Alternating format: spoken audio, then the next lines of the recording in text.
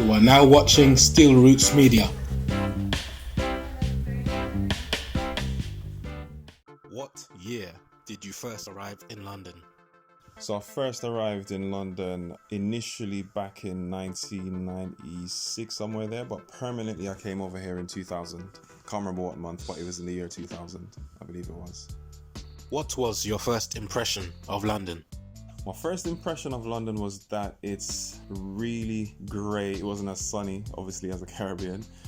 And then I had arrived in the summer as well, so the time kind of threw me off with the long days because the sun doesn't set until like really late at night. So I was up until very late, not realizing it was past my bedtime and it was still bright outside, so that was quite strange for me. Do you remember what your reaction was to London transport, for example, using underground trains and buses to get around London?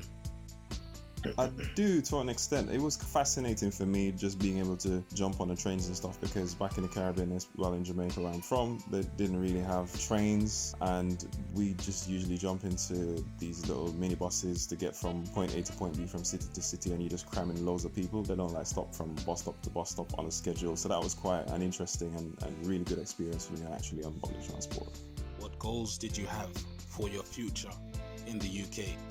I knew I wanted to do my studies, become some kind of media professional, and I started pursuing IT instead of that because I was fascinated by just the internet boom and websites and stuff. So I wanted to be a web designer, and I did become a web designer as a result. What college or university were you enrolled at, and what were you studying?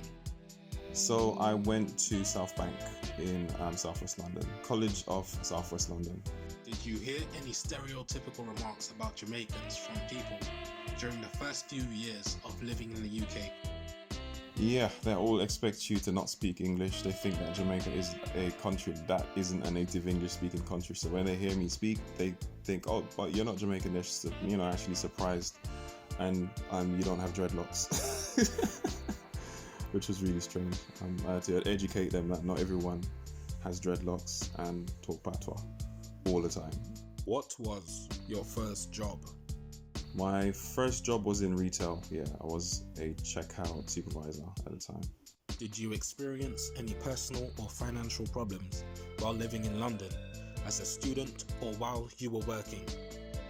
Yes, I did, because I was an international student when I first came.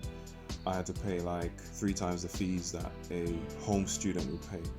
And in some cases, a home student wouldn't pay anything for the stuff that I'm paying for. So I had to work my way through and pay for my living costs, my upkeep and all of that kind of thing, plus my tuition fees. So that was kind of a struggle. So I didn't have a lot of money spare to go around, but it was a sacrifice I was willing to make. What were race relations like when you first arrived in the UK? I didn't experience any discrimination or anything that I can remember. But I knew that there obviously was a divide in some communities where it was either whites or blacks or whatever. There's people from the history of Britain that were very sensitive to race relations, but like I said, I never really experienced that myself, because I guess the time when I came, things weren't half as bad as they used to be, because now you couldn't just do what you like and call people names and stuff like that on the street anymore. So I guess it's still there with racism and stuff, but it wasn't very obvious. So I didn't really have too much of a bad experience, to be quite honest. Were you ever homesick while living in the UK? Yeah, all the time. But the great thing is that I've got family here.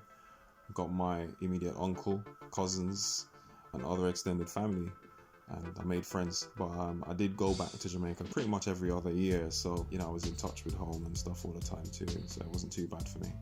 What stories or memories do you have about your positive experiences as a Caribbean in the UK during the 90s and 2000s? I think there's lots of different things that happened, but at that period I was into music a lot, and I wanted to go out there and do some DJing. So I remember traveling around with my equipment because I had a friend who also DJ'd, and I was doing these little house parties and raves and stuff. And the fact that I was pretty good at DJing and I knew how to select music, especially the reggae dancehall aspect of it, because I'm from Jamaica. People were quite fascinated with that, and they, loved the fact that I was able to bring some authenticity to it, and it's not just somebody from here that's trying to do that kind of thing. So that's one good experience from the music aspect of it. And just the fact that I'm different, I'm from a different part of the world. People like that. They like to learn about your culture and things like that. And I like to be able to educate them, and encourage them to say, look, you need to visit and the island and see what people are like there and stuff like that. Because they're stereotypical personas that they have of what you're supposed to be like. And I'm always trying to educate people that, not everyone's like that.